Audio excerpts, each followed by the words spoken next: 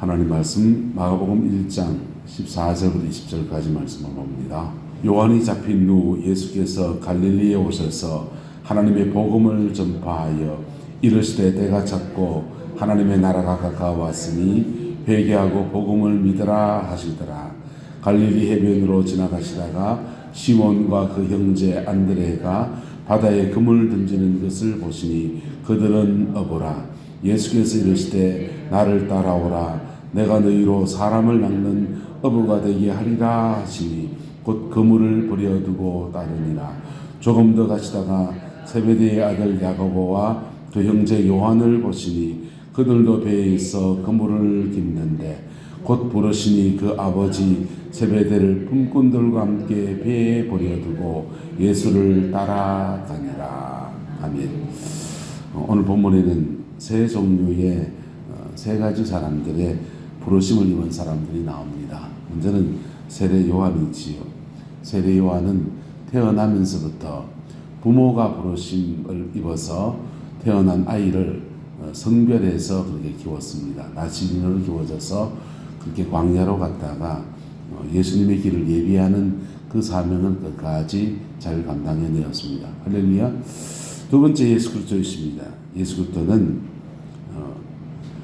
본인이 본 말씀을 전하시고 때가 찼고 하나님의 나라가 가까이 왔으니 회개하고 복음을 믿으라 이렇게 주님이 전파하시고, 주님은 복음을 전파하실 뿐 아니라 그분 자신이 복음이신 분이십니다. 할렐루야.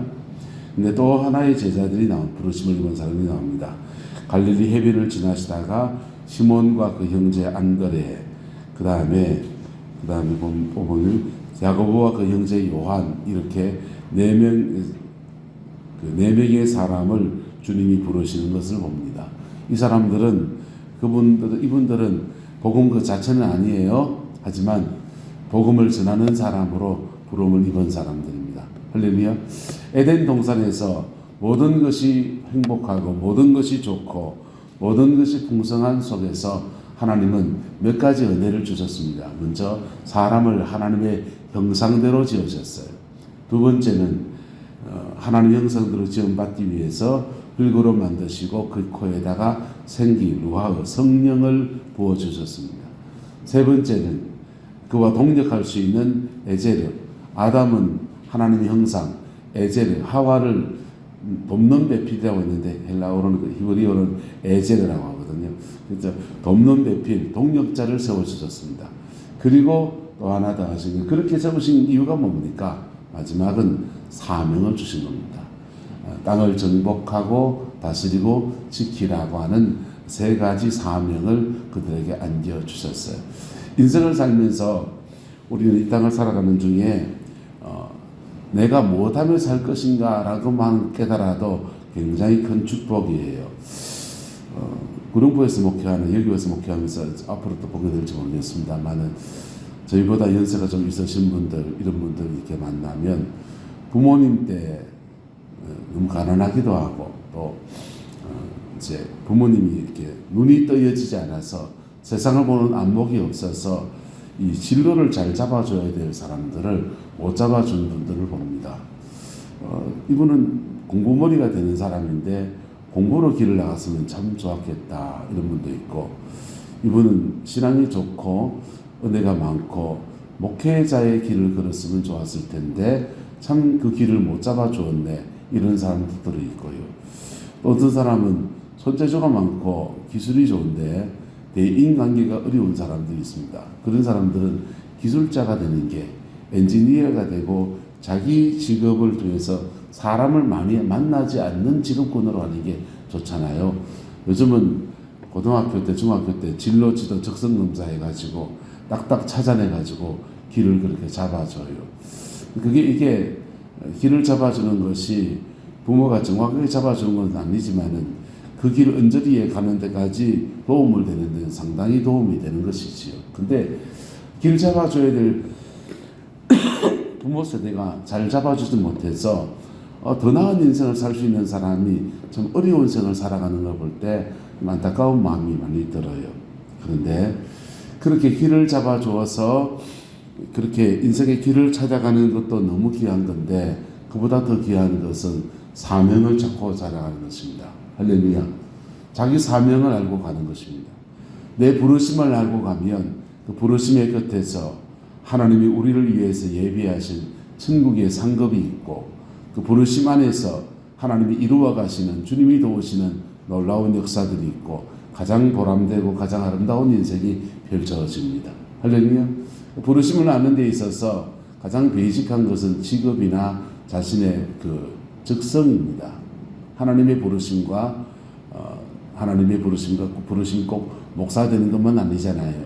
다양한 부르심이 있는데 그 다양한 부르심에서 자신의 직업이나 적성이나 성격이나 이런 것들이 하나님이 선천적으로 우리에게 주신 것들이 우리의 부르심과 밀접한 관련이 있습니다. 할렐루야. 그래서 그 부르심 안에서 자신의 하나님이 나를 향한 부르심을 찾아내가는 그런 믿음의 태도, 그 마음의 중심들이 대단히 중요한 문제입니다. 특별히 그 중에서 목회자로 부르심을 입은 것도 하나님의 이 교회에 전임 사역자로 부르심을 입은 것은 특별한 부르심들이지요. 오늘 본문에 세 가지의 특별한 부르심을 입은 사람, 세례 요한, 태어나서부터 부모가 제사장이었는데 부모가 하나님 앞에 신탁을 받아서 또는 부모가 서원을 해서 그렇게 하나님의 부르심을 입은 사람들이 있습니다.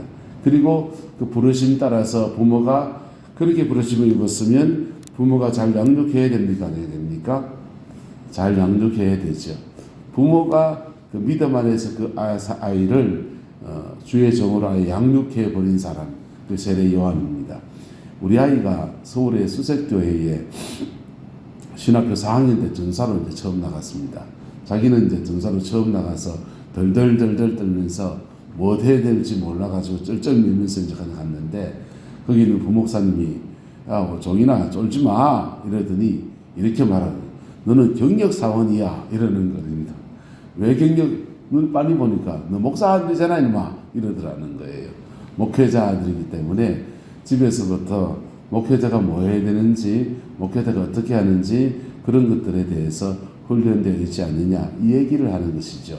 그래서 요한은 아마 그렇게 부르심을 입은 사람, 아버지가 제사장이었고 아버지의 부르심을 이어받아서 그도 하나님의 부르심을 이어받았는데 아버지는 제사장이었는데 세례 요한은 선지자로 부르심을 받아서 광야에 가서 특별한 훈련들을 하고서 그렇게 금욕 생활하며 복음을 전했습니다.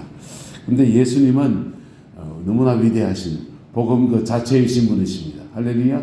우리는 아무리 해도 예수를 밟지도 못 따라갑니다. 그분은 영광 받으실 그분이시고 하나님의 은혜와 영광이 늘 함께하는 그분이세요. 그 다음 또 다른 제자들의 부르심이 있습니다. 제자들의 부르심을 함께 나눠보려고 합니다. 시몬과 그 형제 안드레, 그 다음에 세베대의 아들 그 형제 요한, 야고보와 요한. 자, 이 세 종류 베드로, 야고보, 요한 이 중에 야고보는 일찍 순교를 당하셨습니다. 근데 이 부르심의 현장 안에서 베드로는 어떻게 부름받느냐?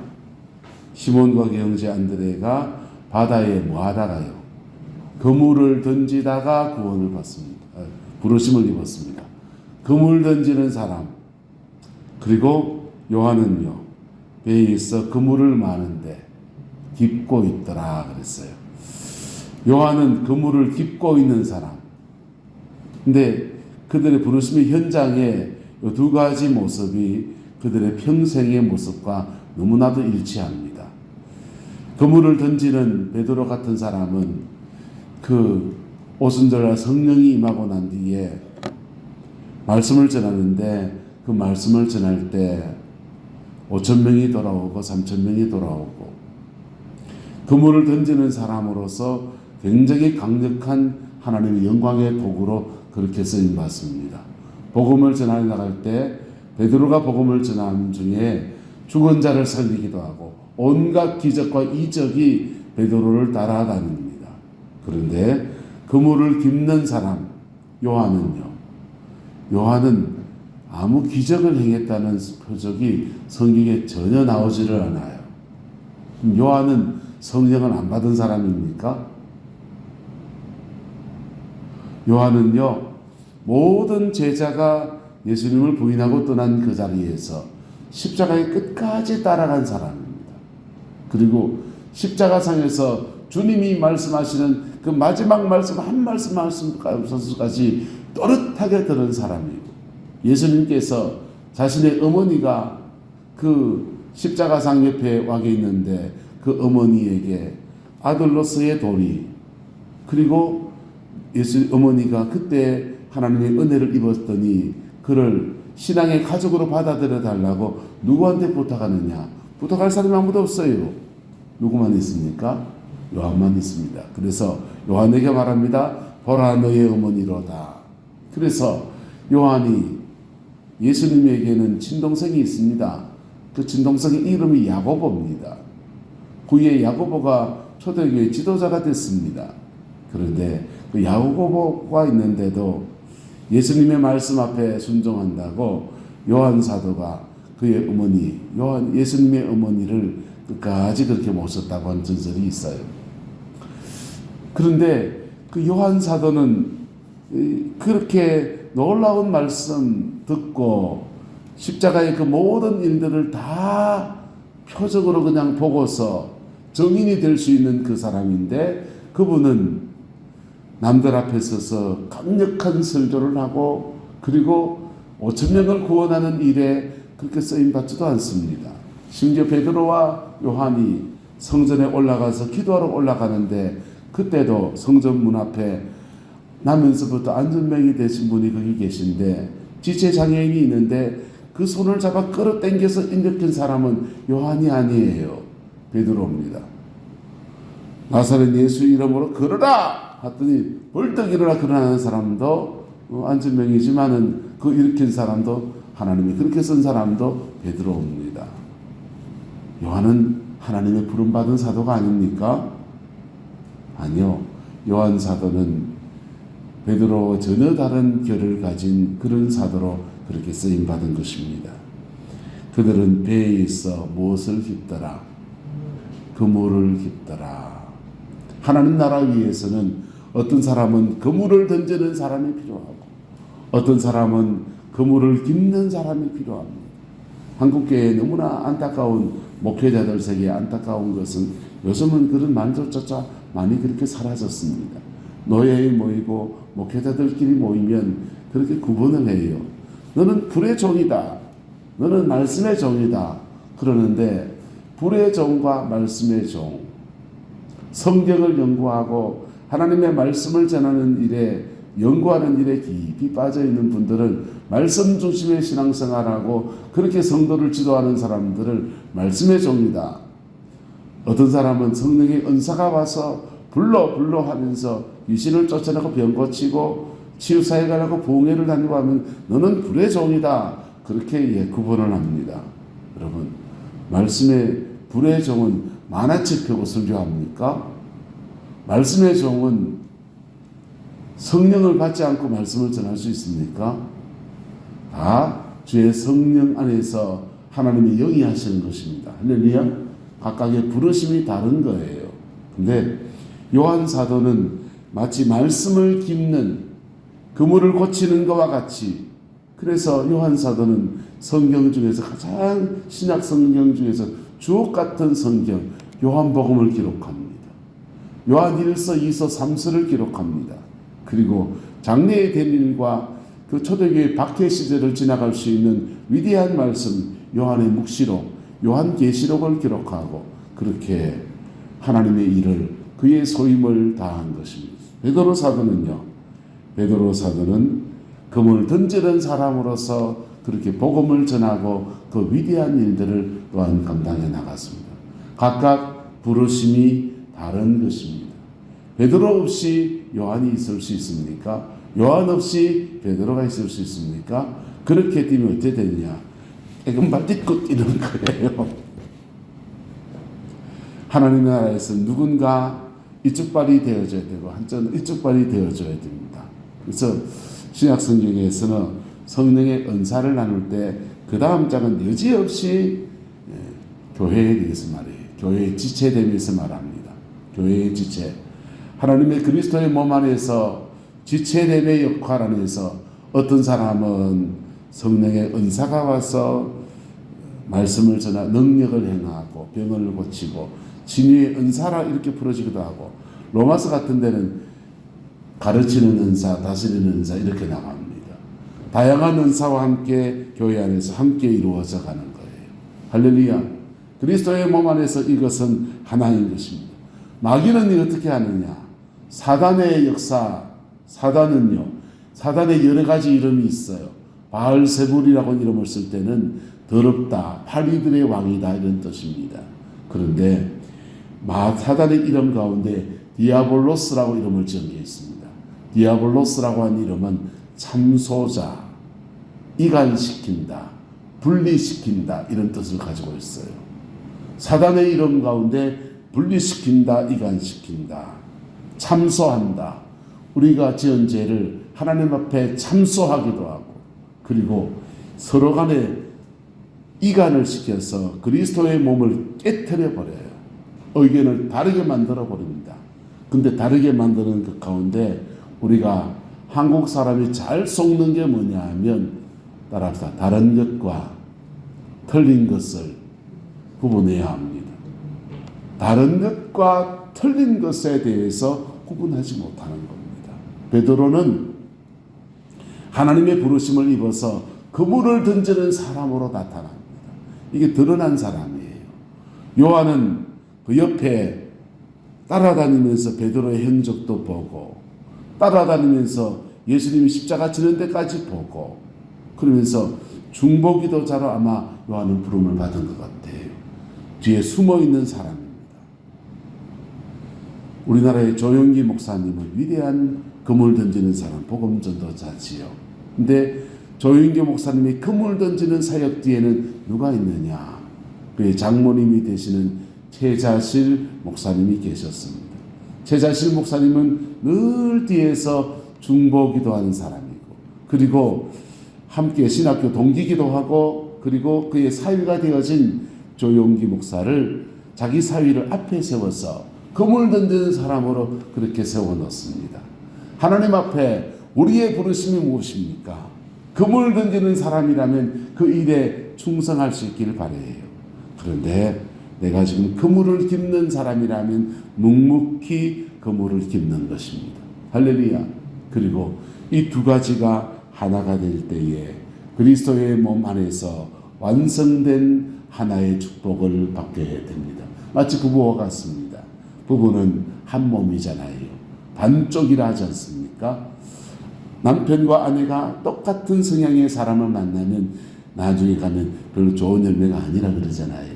근데 정반대의 성향을 만나면 찢고 뽑고 막 그러는데, 그런 속에서 하나가 될 때에 정말 서로가 서로를 잘 돕는 그런 부부의 연을 맺는다 하듯이, 하나님의 교회 안에서도 성향이 다른 사람들, 부르심이 다양한 사람들을 주님이 모아서 함께 하나님 나라의 일을 하게 하십니다. 어떤 사람은 은사가 강할 수 있습니다. 어떤 사람은 재능이 강할 수 있습니다. 어떤 사람은 이성적일 수 있습니다. 어떤 사람은 감성적입니다. 어떤 사람은 말씀의 재능이 있습니다. 어떤 사람은 찬양의 은사가 있습니다. 그 다양한 부르심들이 함께 어우러져서 하나님의 교회를 든든하게 세우고, 그 교회 안에 그물 던지는 사람의 축복과 그물을 깁는 사람의 축복이 함께 어우러질 때 그 고기를 넉넉히 잡아들이고, 그렇게 하나님의 축복의 역사에 쓰임받는 그 교회, 그 가문, 그 축복의 역사를 이루어내는 것입니다. 그것을 이루어가는 우리 내남교회에 되기를 예수 이름으로 축복하고, 저와 여러분 되기를 주님의 이름으로 축원합니다. 기도하겠습니다. 좋으신 아버지 하나님, 주님의 은혜와 사랑을 감사합니다. 베드로를 부르심과 요한의 부르심이 각각 달랐던 것을 봅니다. 그것이 때로는 시기와 질투의 대상이 되기도 했지만, 그들이 장성한 후에는 서로가 서로를 돕는 배필로서 그렇게 하나님의 일들을 감당하였습니다.